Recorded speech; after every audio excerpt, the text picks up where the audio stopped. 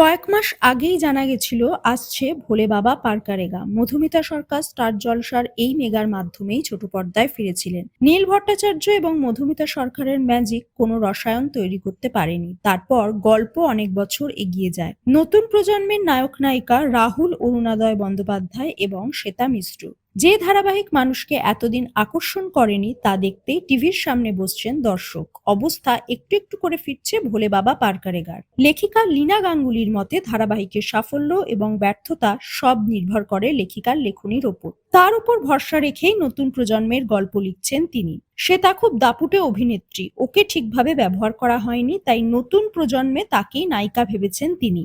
ভোলে বাবা পারকারেগা শেষ হওয়ার পর নীল ভট্টাচার্য এখনো কামব্যাক করেননি। শোনা যাচ্ছে মুম্বাইতে কাজের চেষ্টা করছেন, সোলো ট্রাভেলও করছেন। জলসায় আসছে নতুন মেগা ঘূর্ণি। প্রোমো প্রকাশ্যে এলো, নায়ক নায়িকার মুখ দেখা যায়নি। কান পাতলে শোনা যাচ্ছিল ঘূর্ণির নায়ক নীল ভট্টাচার্য।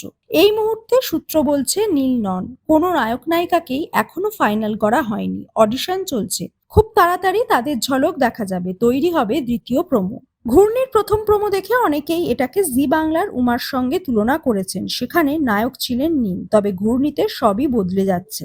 ঘূর্ণি ছাড়াও আসছে সংসার সংকীর্তন, যেখানে মুখ্য মহিলা অভিনেত্রী মানালি দে।